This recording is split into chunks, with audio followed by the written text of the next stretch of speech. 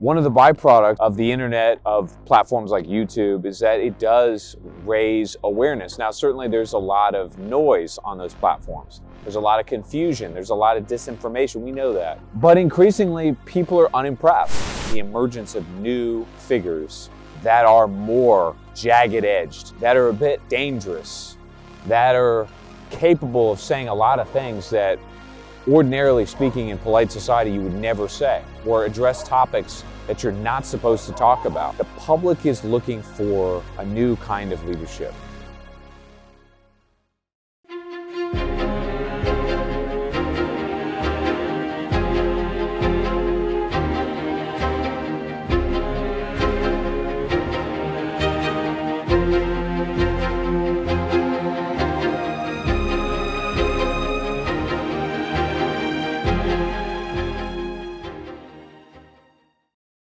Welcome back to Men and the City. Hope everybody's doing well. It's a bit cold today, but I wanted to make a video about the future leaders of America and probably the world. So today's video is going to be called "The Future Leaders Are Not Going to Be What You Think They Are." So today's video, I want to go back to Richard Nixon. Richard Nixon, for those of you who don't know, was president from 1968 until he was removed for the Watergate scandal. And that has marred his legacy in ways that are unfortunate, because Nixon, in many ways, was a very effective president, maybe one of the smartest, most capable presidents we've ever had.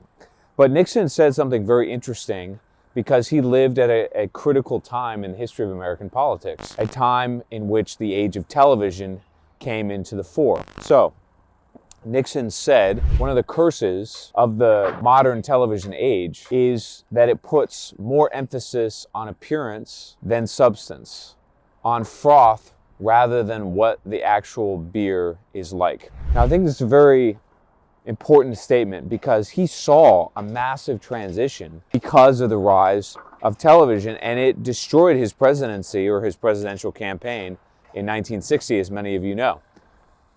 During that campaign, the first live televised debate ever held occurred between Richard Nixon and the up-and-coming, young, sprightly 43-year-old John F. Kennedy. And John F. Kennedy shined under the spotlight. Even though he didn't really have the experience, he certainly wasn't vice president like Richard Nixon had been at that point, didn't have a whole lot of time as a U.S. Senator, and he was a very young man. And that raised a lot of questions about him, but the televised debate changed everything. And it changed everything because John F. Kennedy, to his credit, was well prepared for that interview. He talked to producers, he practiced the camera angles, he wore an appropriately attired suit, he looked good on camera, and Nixon, by contrast, certainly did not. And what's interesting about that is that, as most of you probably know, the radio audience actually thought Richard Nixon had won the debate, whereas the televised audience overwhelmingly supported JFK. Such was a moment in time in which we saw the rise of a new kind of leader, especially in America, the land of media.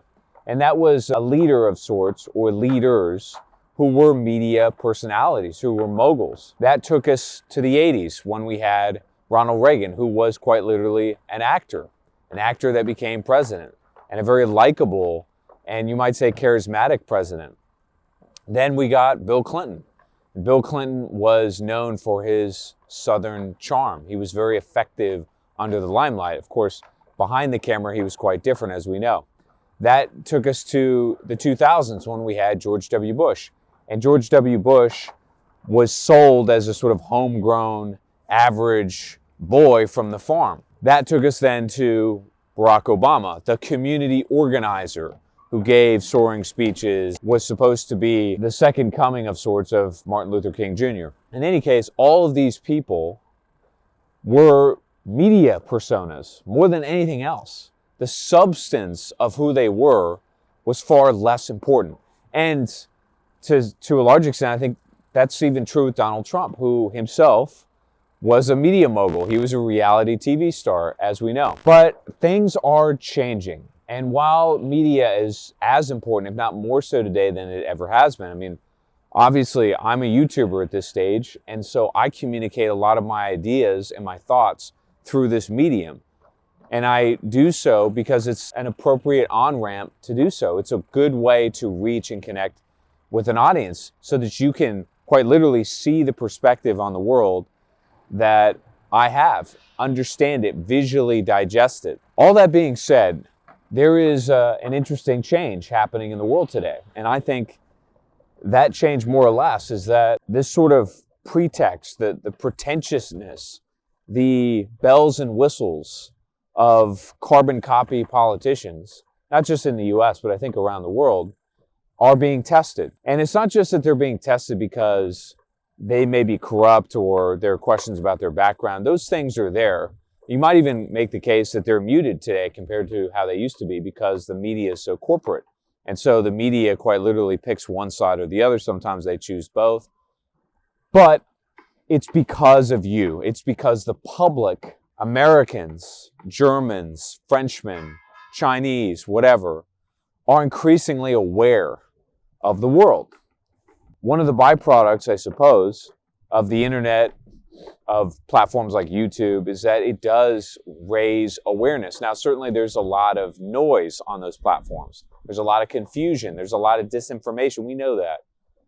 But increasingly, people are unimpressed. It's sort of like, you go back to Jurassic Park in the early 90s, Jurassic Park was a sensation. Who didn't want to see dinosaurs represented digitally on a screen, especially in a compelling way? Well, today it's a has-been. Nobody cares. It's just not all that interesting anymore.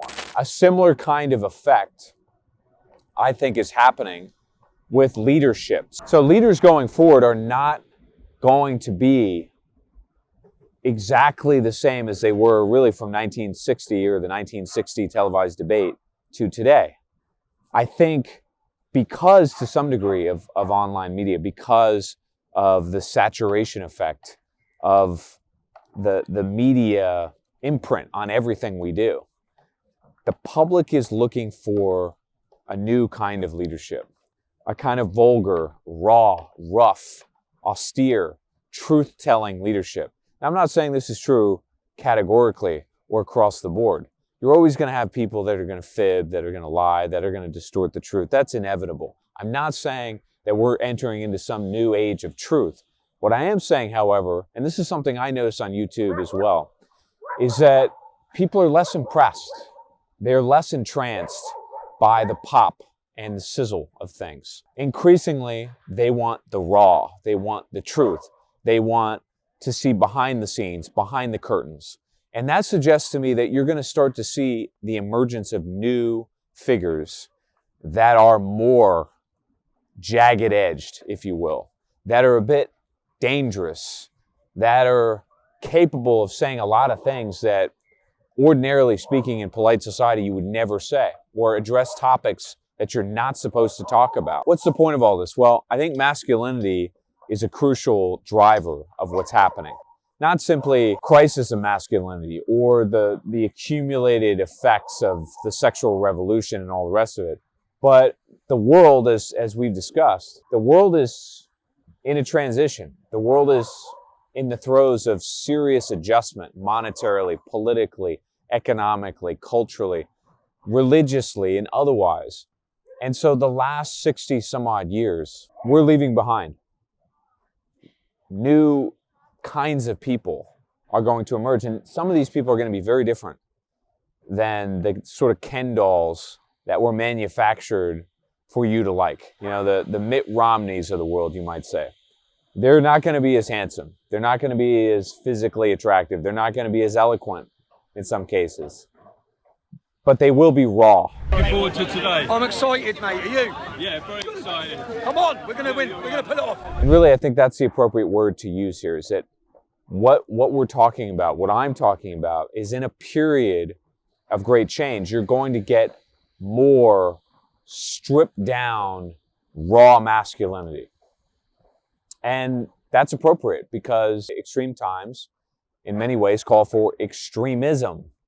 And so, in a sense, I guess what I'm saying is I think you're going to see a lot more extremism, but it's going to be less rhetorical, and I think it's going to be more authentic and real. And it's probably needed in order for us to challenge the deep state, or to overcome the bankers or the Bilderbergers, or to purge a lot of these lies that have crippled us for so long. Feminism, wokeism, transgenderism, all of these ideas that have infected people, you're going to need a counterstrike that's powerful. And the best way to deploy that is in raw masculine force. Now, Trump channeled a little bit of this in 2015, 2016. You might even say he does today.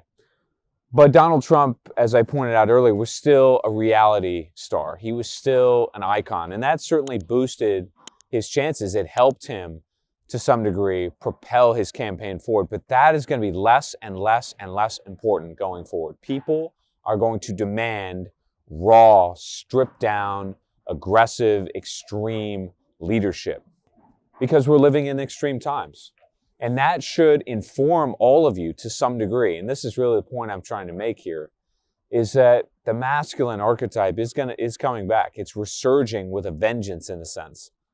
And that doesn't mean that all of you, that men in our day-to-day lives, have to be extreme and jagged-edged and raw and so forth. It doesn't necessarily mean that. What it does mean, however, is that this sort of pretentiousness, the halo effect of the past, it's not going to work anymore. It's just not going to be effective. Be your raw, authentic self to the degree that you can.